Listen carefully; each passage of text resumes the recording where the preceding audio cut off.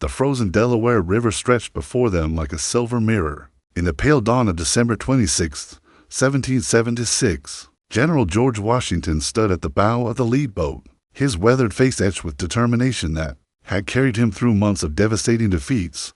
Behind him, 2,400 Continental soldiers huddled against the bitter wind, their breath forming ghostly clouds in the frigid air. Most wore threadbare uniforms, some had no shoes at all, leaving bloody footprints in the snow that would mark their passage into legend. The crossing had taken 9 treacherous hours. Ice chunks the size of wagon wheels crashed against their boats, while sleet lashed their faces like tiny daggers.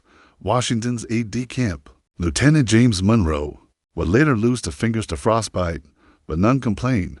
They understood the stakes after the humiliating retreat from New York and the desperate flight across New Jersey. The Continental Army was hemorrhaging men and hope in equal measure. Enlistments would expire in just 5 days, and with them, perhaps the Revolution itself. Colonel John Glover's Marblehead mariners had performed miracles at the oars, their seafaring experience proving invaluable in the treacherous waters.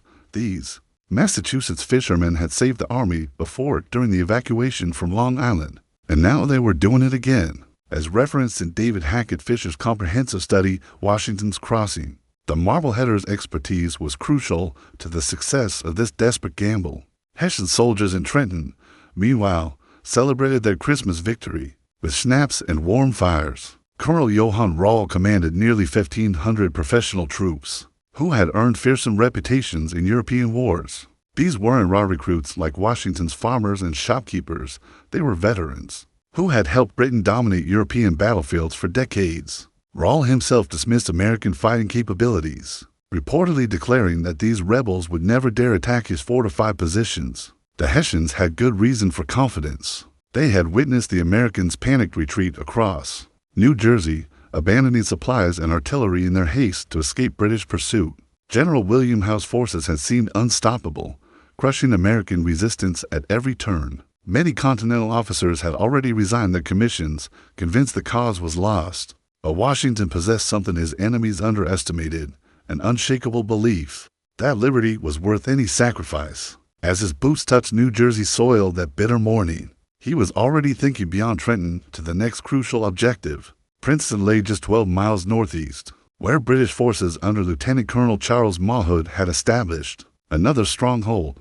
Success at Trenton might restore some confidence, but only a series of victories could truly revive the Revolution's fortunes. The general's plan was audacious to the point of madness. Strike Trenton at dawn, defeat the Hessians, then somehow continue to Princeton before enemy reinforcements could respond. It required perfect timing, flawless execution, and considerable luck. Washington had precious little of any commodity, except determination. As his army formed up in the pre-dawn darkness, Washington rode among them, offering quiet words of encouragement.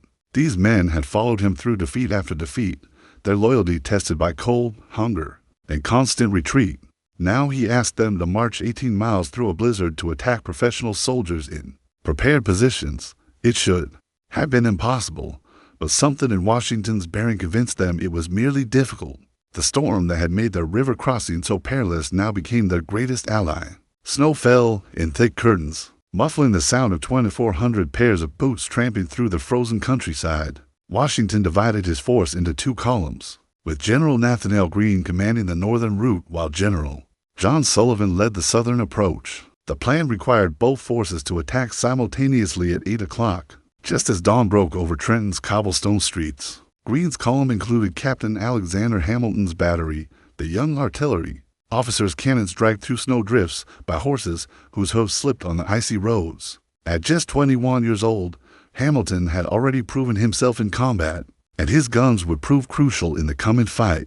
Beside him marched men like Sergeant Joseph White, a Connecticut farmer whose journal would later describe this march as the longest night of his life. Sullivan's force encountered their first challenge at the Hermitage, a mansion owned by a known loyalist. Scouts reported Hessian sentries might be posted there, but when they investigated, they found only empty rooms and cold fireplaces.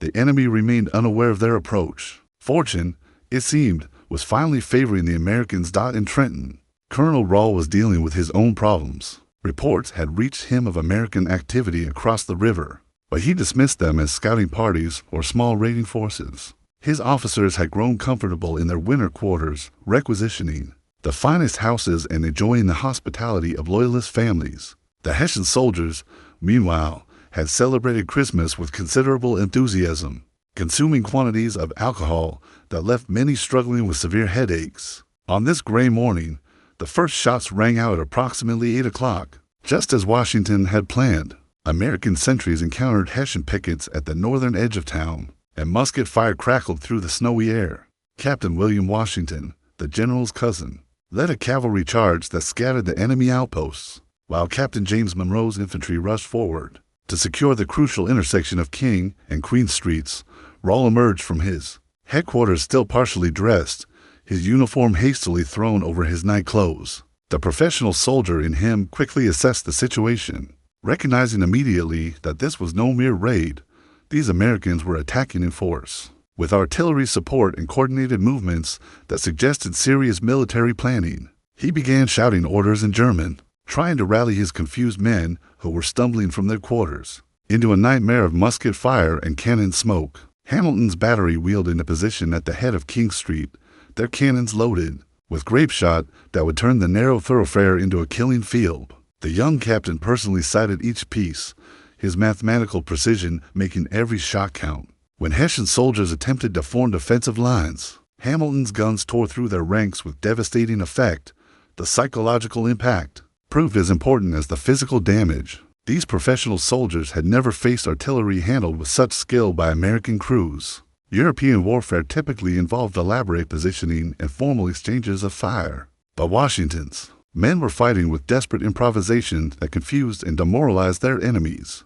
Captain Thomas Forrest's Pennsylvania battery joined the bombardment from Queen Street, creating a crossfire that made any Hessian movement extremely dangerous. The snow continued falling, turning the battlefield into a confused maze of white ground, dark buildings, and gray powder smoke. Visibility was so limited that some soldiers fired at shadows, while others found themselves face to face with enemies who materialized from the storm. Like ghostly apparitions, Rawl attempted to organize a counterattack, leading his men toward the American positions with the courage that had made him famous in European campaigns. But his soldiers were fighting in conditions unlike anything they had experienced, against enemies who seemed to appear and disappear like phantoms in the swirling snow. Colonel Rawl fell mortally wounded as he led his troops toward Hamilton's guns, struck down by musket fire that seemed to come from everywhere and nowhere in the confusion of battle. Without their commander's steady presence, Hessian resistance began to crumble. Professional soldiers who had dominated European battlefields found themselves outmaneuvered by American farmers who knew every alley and shortcut in Trenton's narrow streets. Captain William Washington's cavalry proved particularly effective, their horses' hoofs thundering on cobblestones as they charged through streets barely wide enough for 2 riders abreast. The Hessian infantry, trained to fight in open fields with proper formations, struggled to adapt to this urban warfare where enemies could fire from windows, doorways, and rooftops before vanishing into the maze of buildings. Lieutenant James Monroe distinguished himself by leading an assault on a Hessian battery, personally spiking the cannons before enemy fire shattered his shoulder. The young officer would carry British lead in his body for the rest of his long life, a reminder of this desperate morning when everything hung in the balance. His courage inspired the men around him, turning what might have been a cautious advance into a fierce charge that swept the enemy from their positions. The Hessian soldiers found themselves trapped in an ever-tightening noose. American forces had secured both ends of the town, while artillery commanded the main streets. Surrender became the only alternative to annihilation. White flags began appearing at windows, and small groups of soldiers laid down their weapons rather than face Hamilton's grape shot or the bayonets of advancing Continental infantry. Major Johann Ewald, commanding the Hessian cavalry, made a desperate attempt to break through American lines and escape to Princeton. His horsemen charged toward Sullivan's positions, but found themselves facing determined troops who had tasted their first victory in months and were not about to let it slip away. Musket volleys emptied several saddles, and the surviving cavalry scattered into the countryside, carrying news of disaster to British commanders. The battle lasted barely 90 minutes, but its impact would resonate for years. Washington's army captured nearly 900 prisoners, 6 cannons, and enormous quantities of supplies that his ragged troops desperately needed. More importantly, they had proven to themselves and the world that American soldiers could defeat European professionals when properly led and motivated. Captain John Flahaven's company found the Hessian regimental colors hidden in a church, their silk fabric embroidered with battle honors from campaigns across Europe. These trophies would be sent to the Continental Congress as proof that the Revolution still lived, that Washington's army remained a force capable of striking back at their enemies. But Washington was already thinking ahead. Trenton was just the beginning. Princeton awaited, and with it the chance to transform a single victory into a campaign that might change the war's entire trajectory. British forces under General Charles Cornwallis were undoubtedly marching toward them, seeking to trap the Americans against the Delaware River. The general had perhaps hours to reorganize his men, tend to the wounded, and prepare for the next phase of his audacious plan. As his soldiers searched houses for weapons and supplies, Washington studied maps by candlelight in a commandeered parlor. Princeton lay 12 miles northeast, defended by British regulars who would be expecting them after survivors from Trenton carried word of the disaster. The attack would require everything his men had learned about speed, surprise, and determination. The snow continued falling, covering the blood and powder burns that marked Trenton's streets. But something had changed in the Continental Army's demeanor. These were no longer beaten men fleeing in defeat. They were victorious soldiers who had faced Europe's finest troops and emerged triumphant. Dawn of January 2nd, 1777 found Washington's army in an impossible position. General Charles Cornwallis had arrived in Trenton with 8,000 British troops, trapping the Americans between his forces and the ice-choked Delaware River. The British general was confident he had finally cornered the elusive Washington, reportedly telling his officers that he would bag the old fox in the morning. Cornwallis could afford to wait. His overwhelming numbers made escape seem impossible. But Washington had no intention of waiting for dawn. As darkness fell on January 2nd, he set one of military history's most audacious deceptions into motion, leaving the skeleton force to tend campfires and make noise that would convince British sentries. The entire army remained in position. Washington began moving his main force along a little-known farm road that curved northeast toward Princeton. The route had been suggested by local patriots who knew every path. A shortcut in the New Jersey countryside. The march began at 1 o'clock in the morning, with strict orders for absolute silence. Captain Alexander Hamilton's artillery crews wrapped their wheels in rags to muffle the sound, while infantry officers passed whispered commands down the column.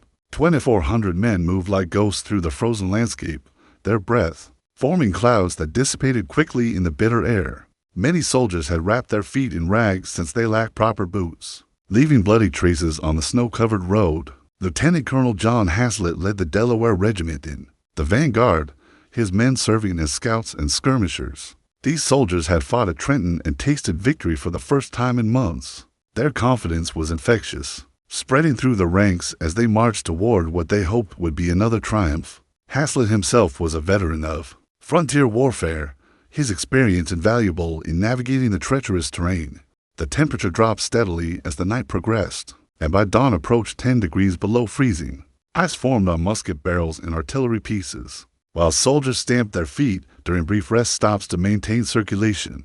Yet morale remained surprisingly high. These men had crossed the Delaware in worse conditions and emerged victorious. They were beginning to believe their general might actually be capable of working miracles. Princeton appeared before them as the sun rose on January 3rd, its brick buildings and bare trees silhouetted against a pale winter sky.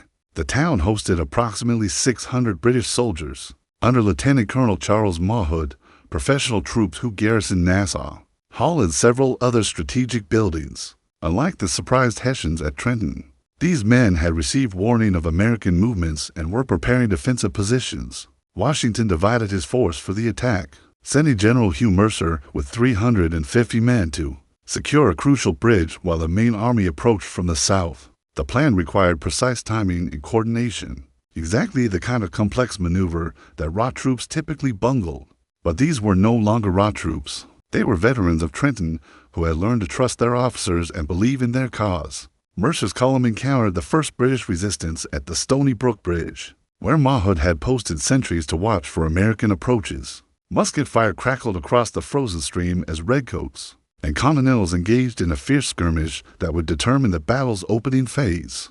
The British soldiers were well-trained professionals who maintained disciplined volleys, despite the Americans' aggressive tactics. Captain Daniel Neal's artillery battery unlimbered on a small hill, overlooking the bridge, their cannons loaded, with solid shot that crashed through British positions with devastating effect. The young captain had learned his trade under Hamilton at Trenton, and his guns spoke with the same precision that had shattered Hessian resistance just days before. British soldiers dug for cover behind trees and stone walls as cannonballs whistled overhead.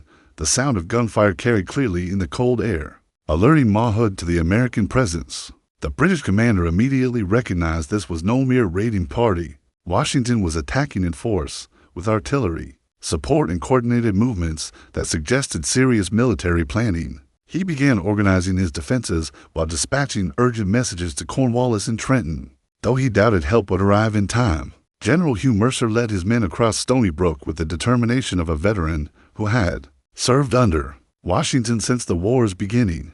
The 56-year-old Scotsman had fought at Trenton and understood the importance of maintaining momentum. Hesitation now could doom the entire campaign. His soldiers followed him through the icy water, their muskets held high to keep powder dry as British bullets whined overhead. Lieutenant Colonel Charles Mahood appeared at the head of his 17th Regiment of Foot, these redcoats advancing in perfect formation despite the American artillery fire. British discipline was legendary throughout Europe, and these professionals demonstrated why as they maintained their ranks under conditions that would have scattered militia units. Their scarlet uniforms stood out dramatically against the snow-covered landscape, making them easy targets, but also creating an intimidating display of military precision. The two forces collided in William Clark's orchard, where apple trees provided cover for a savage firefight that would determine Princeton's fate. Mercer's men took positions behind stone walls and fence rows, their frontier fighting experience serving them well in this close-quarters combat. But the British soldiers were equally determined, advancing with bayonets fixed as they sought to break American resistance through shock tactics.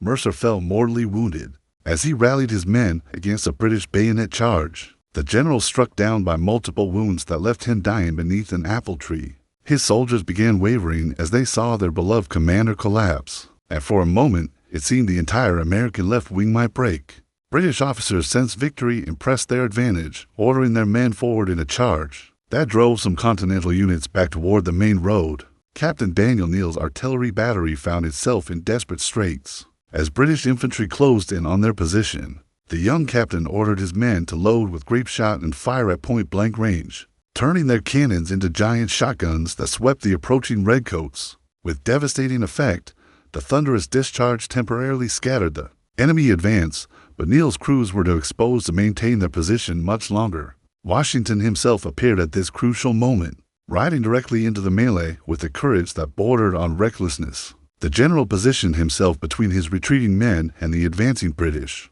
his presence immediately steadying troops who had been on the verge of panic. Staff officers later claimed they had never seen their commander so exposed to enemy fire, but Washington seemed utterly indifferent to the musket balls whistling around him. "Form up, men, form up," Washington's voice carried over the sounds of battle, his calm authority providing an anchor for soldiers caught in the chaos of combat.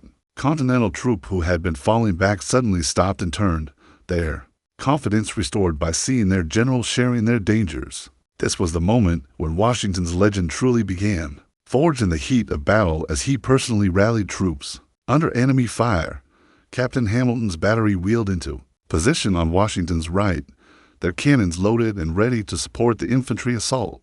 The young artillery officer had learned at Trenton how to make every shot count, and his mathematical precision proved deadly effective against British formations. Solid shot crashed through redcoat ranks, while grape shot swept away any attempts at coordinated resistance. The tide of battle began turning as fresh American reinforcements arrived from the main column. Regiments that had been held in reserve came forward at the crucial moment, their bayonets gleaming in the pale sunlight as they advanced against increasingly desperate British resistance. These soldiers had tasted victory at Trenton and were hungry for more. They could sense that Princeton was within their grasp. Mahood realized his position was becoming untenable as American forces threatened to envelop his flanks. The professional soldier in him recognized when tactical withdrawal was preferable. to meaningless sacrifice, and he began organizing a fighting retreat toward Princeton Center. His men maintained their discipline even in defeat, conducting a textbook withdrawal that saved most of his force from capture or destruction. The battle was far from over, but momentum had clearly shifted to the Americans. Washington's gamble was paying off, his men proving once again that determination and skilled leadership can overcome professional military training and numerical superiority. Nassau Hall stood before them like a fortress, its brick walls seeming to mock the ragged Continental soldiers who had fought their way through Princeton streets. This imposing structure housed the College of New Jersey and currently sheltered the remnants of Mahood's command, along with fresh British reinforcements who had barricaded themselves inside. The building's thick walls and narrow windows made it nearly impregnable to infantry assault, but Washington was determined not to let a single enemy soldier escape. Captain Alexander Hamilton wheeled his artillery into position barely 50 yards from Nassau Hall's main entrance, close enough that his cannons could punch through the building's masonry with devastating effect. The young officer personally sighted each piece, his mathematical training evident as he calculated angles and trajectories that would maximize damage while minimizing risk to his gun crews. British musket fire from the hall's windows made this precision work extremely dangerous. Lieutenant Ehrenberg led a company of infantry in a flanking maneuver designed to prevent British escape through the building's rear entrances. The 21-year-old officer moved with the confidence of someone who had already proven himself in battle, his men following him through Princeton's maze of outbuildings and gardens. Burr's tactical sense was exceptional for such a young commander, and his successful maneuver would trap the British garrison inside their brick prison. The bombardment began with a thunderous roar that shattered windows throughout Princeton. Hamilton's first shot struck Nassau Hall's main entrance, reducing the heavy wooden door to splinters and sending masonry fragments flying like deadly projectiles. British soldiers inside found themselves trapped in a building that was rapidly becoming their tomb, with American artillery systematically destroying their defensive positions. Captain Thomas Forrest's Pennsylvania battery joined the bombardment from a different angle, creating a crossfire that made any British movement inside the hall extremely hazardous. The combined artillery fire was so intense that the building's interior became filled with choking dust and smoke, while the constant concussion of exploding shells made coordinated resistance nearly impossible. British officers struggled to maintain order among troops who had never faced such concentrated firepower. Nassau Hall's bell tower became a particular target for American gunners, who recognized its value as an observation post and symbol of British authority. Hamilton personally loaded one of his cannons with solid shot and aimed carefully at the tower's base, his shot striking with such force that the entire structure swayed visibly. The psychological effect on both sides was enormous. Americans cheered while British resistance seemed to crumble with each thunderous impact. Inside the hall, British soldiers huddled behind overturned desks and whatever furniture they could find for protection. The building's academic atmosphere had been transformed into a nightmare of flying debris and deafening explosions, with portraits of colonial worthies looking down on scenes of destruction their subjects had never imagined. Some redcoats began discussing surrender, though their officers maintained that professional soldiers did not yield to colonial rebels. A white flag appeared at one of Nassau Hall's windows. After 20 minutes of concentrated bombardment, the artillery fire ceased immediately, leaving an eerie silence broken only by the crackle of small fires and the groans of wounded men. British officers emerged to negotiate terms, their immaculate uniforms now dusty and torn from their ordeal inside. The besieged building. The surrender negotiations were brief and professional. Washington accepted the capitulation of nearly 200 British soldiers, along with significant quantities of military supplies that his army desperately needed. More importantly, he had demonstrated once again that American forces could defeat British regulars and stand up fighting when properly led and equipped. The psychological impact of this second consecutive victory was incalculable. Princeton's civilian population emerged cautiously from their homes as the shooting stopped, many carrying white cloths to demonstrate their neutrality. Some were secret patriots who had provided intelligence to Washington's forces, while others were loyalists who now faced an uncertain future under American occupation. The general made it clear that civilians would be protected regardless of their political sympathies, establishing a precedent that would serve him well throughout the war. As his soldiers secured their prisoners and tended to the wounded, Washington was already planning his next move. British reinforcements were undoubtedly approaching from multiple directions, and remaining in Princeton would invite disaster. But where could his army go that would maintain their strategic advantage while keeping his men supplied and equipped for continued fighting? The march to Morristown began within hours of Princeton's capture, as Washington recognized that remaining in the town would invite encirclement by superior British forces. General Cornwallis had discovered the deception at Trenton and was now racing northward with 8,000 troops, while other British columns were converging on Princeton from New York and Philadelphia. The American army needed to disappear into the New Jersey highlands before these forces could coordinate an effective pursuit. Morristown offered everything Washington required: defensible terrain, loyal populations, and proximity to supply lines that could sustain his army through the remainder of winter. The Wasatch Mountains provided natural fortifications that would make any British attack extremely costly, while local ironworks could provide weapons and equipment his forces desperately needed. Most importantly, the town's location allowed Washington to threaten British communications between New York and Philadelphia. The 10-day campaign from December 26 to January 6 had transformed both the Continental Army and the Revolutionary War's trajectory. To consecutive victories against professional European troops had restored American confidence, while demonstrating to foreign observers that the revolution remained viable. French officials in particular began reconsidering their cautious approach to American requests for military assistance, recognizing that Washington's forces represented a legitimate fighting force rather than a hopeless rebellion. British strategy underwent immediate revision as commanders realized they were facing a more formidable opponent than previously believed. General William Howe abandoned his plan for winter quarters spread throughout New Jersey, instead consolidating his forces in defensive positions around New York and Philadelphia. The aggressive pursuit of Washington's army was replaced by cautious, defensive operations designed to protect existing British strongholds, rather than expand territorial control. American recruitment improved dramatically following news of Trenton and Princeton. Young men who had been reluctant to join what seemed a losing cause suddenly appeared at recruiting stations throughout the colonies. The Continental Army's ranks swelled as militiamen extended their enlistments and new volunteers signed up for longer terms of service. Washington finally had the manpower to conduct sustained operations rather than merely defensive actions. International recognition followed military success, as European diplomats began treating American representatives with greater respect. Benjamin Franklin's negotiations in Paris received new impetus from Washington's victories, with French officials suddenly more willing to discuss formal military alliances. The battles had provided crucial evidence that American forces could achieve strategic objectives rather than simply survive British attacks. The psychological transformation within Washington's army proved equally significant. Soldiers who had endured months of defeat and retreat now carried themselves with the confidence of proven veterans. They had faced Europe's finest troops in open battle and emerged victorious, destroying the myth of British invincibility that had haunted American forces since the war's beginning. This new confidence would sustain them through future hardships and setbacks. Washington himself emerged from the campaign as a truly national figure, his reputation enhanced by personal courage displayed under fire at Princeton.